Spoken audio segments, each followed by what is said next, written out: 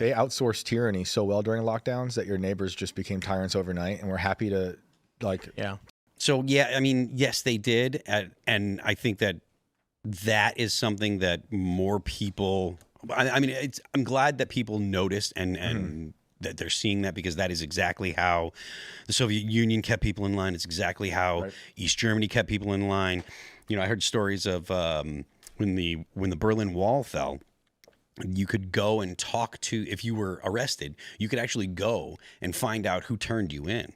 And your stories about people that were living with people. And this woman that was like, oh, I'm going to go find, she spent 5 years or whatever in prison or whatever. She went down to find out, and it was the dude that she was still currently living with. She had to go home and be in the same apartment with him. And he turned her in, and she spent, I don't know if she was tortured or whatever, but she spent years in prison because of it.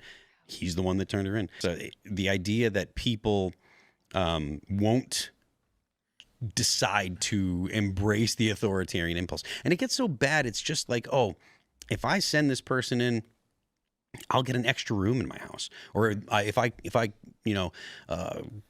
turn my neighbor in, or someone that I work with, I might get their job. Those kind of petty things are what people start doing. And that's why the fabric of society just completely falls apart. We talk about the United States, how, we want a high trust society, and that's what actually produces a good life for your societies. When your neighbors aren't going to kick in your door or take your stuff if you forget to lock something up or whatever.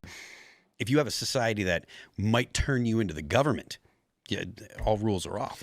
The whole society, nobody trusts anyone, and it destroys the cohesion, not only, but it also destroys the kind of happiness that people have, because you can't feel content